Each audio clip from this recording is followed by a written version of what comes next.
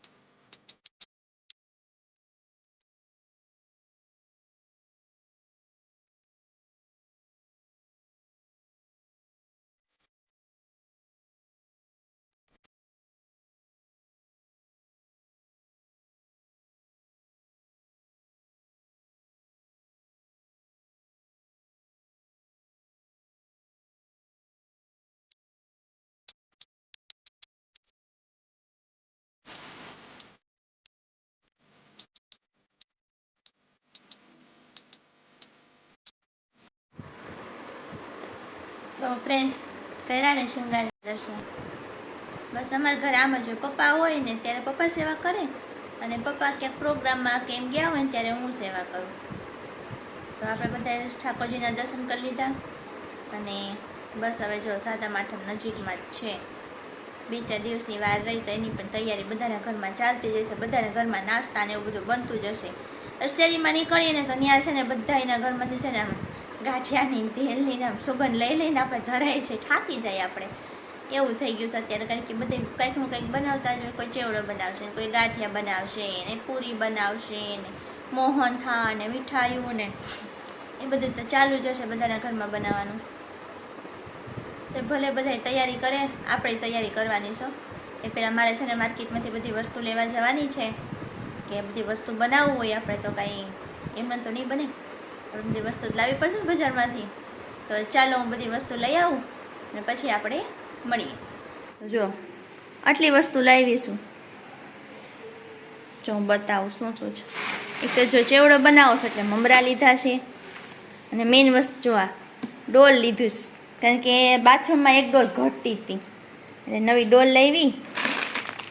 આ તો ચોકલેટનું પેકેટ છે. સાકર લીધી છે, આ મેંદો લીધો, બધું ડોલમાં ભરી દીધું હતું. ચેવડો બનાવશે એટલે ઝીણી ભૂંગળી, પૌવા, આ મઠિયા ને ચોળાફળીનું પેકેટ લીધું છે. એ જે શું છે, નાવાનું સાબુ, આટલું લીધું છે. અને આ થેલીની અંદર શાકભાજી લીધું છે મેં. ડોલ લીધી, ડબલું તો જોઈ, ડબલું લીધું છે. અને આ જો શાકભાજી ફ્રૂટ ને બધું લીધું છે. આટલો પથારો થયો છે. જો હવે આ બધું ઠેકાણે પાડી દઉં અને પછી રસોઈની તૈયારી કરું. તો ફ્રેન્ડ્સ, આપણે બજારમાંથી જ બધી વસ્તુ લઈ આવ્યા અને ચેવડો બનાવવાનો છે. તો આપણે કાંઈ અત્યારમાં તો મેળ નહીં પડે, કારણ કે રસોઈનો ટાઈમ થઈ ગયો છે ને બપોર થઈ ગયા છે. હવે અત્યારે બનાવવા બેસે ને તો બહુ મોડું થઈ જાય રસોઈમાં. તો હવે આપણે છે ને બપોર પછી 4:30 વાગ્યા પછી આપણે કાવ્યને ટ્યુશનમાંથી મૂકીને આવીએ ને ત્યાર પછી આપણે કંઈ કામ ન હોય તો આપણે ત્યારે છે ને ચેવડો બનાવવાનું સ્ટાર્ટ કરશું. તો ચાલો ફ્રેન્ડ્સ, અત્યારે આપણે રસોઈ પાણી બનાવી લઈએ અને બ્લોગમાં આગળ વધીએ. તો ફ્રેન્ડ્સ, ચાલો આપણે હવે થોડીક સાતમ આઠમના નાસ્તાની તૈયારી કરી લઈએ. તો આપણે તો છે ને એમાં પહેલાં બનાવવાનો છે ચેવડો, પચરંગી ચેવડો. એટલે બધું વસ્તુ મિક્સ હોય એમાં. તો ચાલો આપણે જોઈ લઈએ એમાં કઈ કઈ વસ્તુ જોશે. તો જો કાચા સિંગના દાણા લીધા છે, આ ઝીણી ભૂંગળી છે, મકાઈના પૌવા છે, અને ખાસ મેઇન વસ્તુ મમરા, અને આ ચણાનો લોટ લીધો છે. એમાંથી આપણે સેવ બનાવવાની છે. તો પહેલાં આપણે સેવ બનાવવાનું સ્ટાર્ટ કરી દઈએ. તો આપણે સૌથી પહેલાં સેવ બનાવવાનું સ્ટાર્ટ કરી દઈએ. તો એના માટે પહેલાં છે ને ચણાનો લોટ લેવાનો, એની અંદર થોડીક હળદર, થોડીક હિંગ, સ્વાદ અનુસાર મીઠું, આટલી વસ્તુ નાખી અને પાણી નાખી અને બહુ ઢીલો અને બહુ કઠણ એવો લોટ બાંધવાનો છે.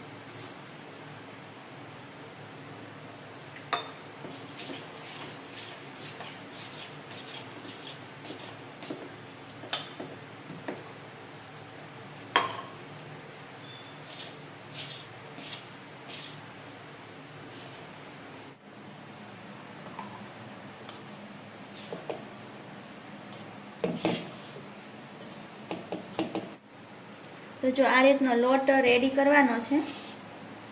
પછી આ સેવ પડવાના સંચાની અંદર ભરી લઈએ આપણે.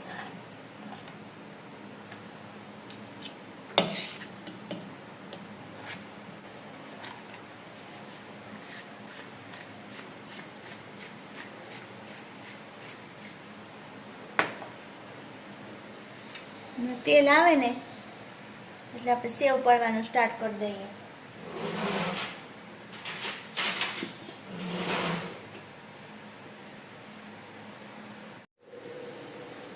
તેલ આવી ગયું, સેવ પડવાનું સ્ટાર્ટ કરી દઈએ.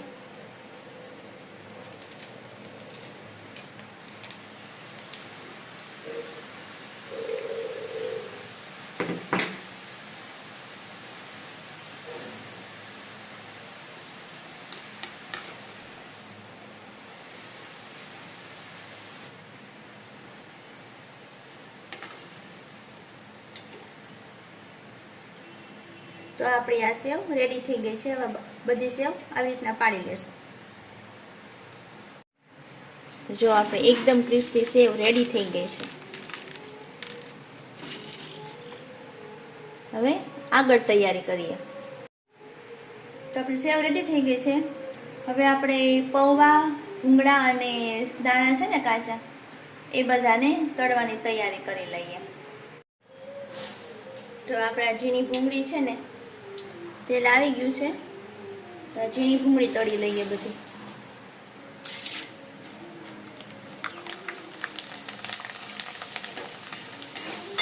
રંગબેરંગી હો ભાઈ.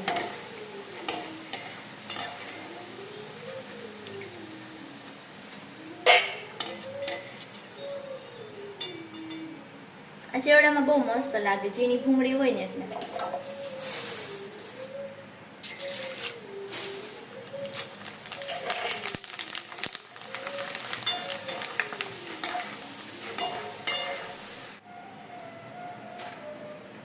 તો આ ભૂંગળા બધે તળાઈ ગયા છે. હવે આપણે દાણા તળી લઈએ.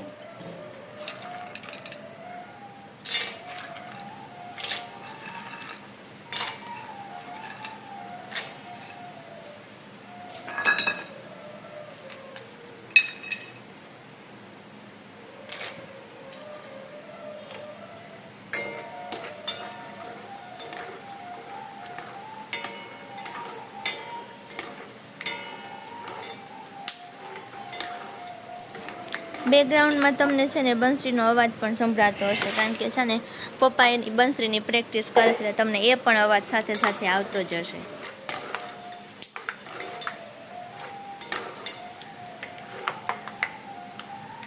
હવે મકાઈના પૌવા બાકી છે ને એ તળી લઈએ.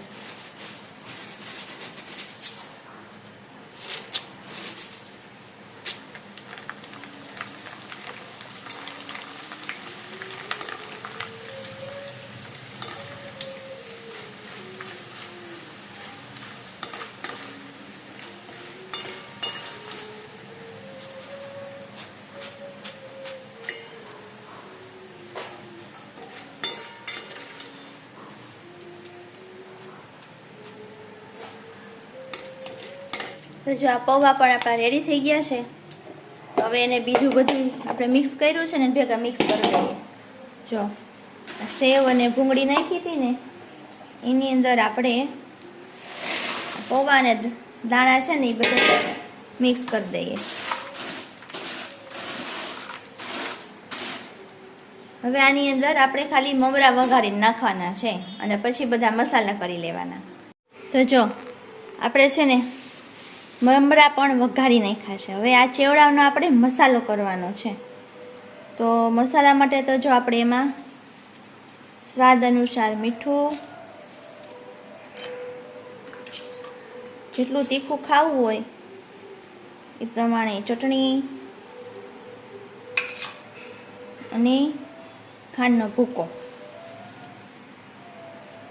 ખાંડનો ભૂકો નાખીએ ને તો ચેવડો બહુ મસ્ત લાગે એકદમ. અને બસ હવે આ બધું આપણે મિક્સ કરી લઈએ.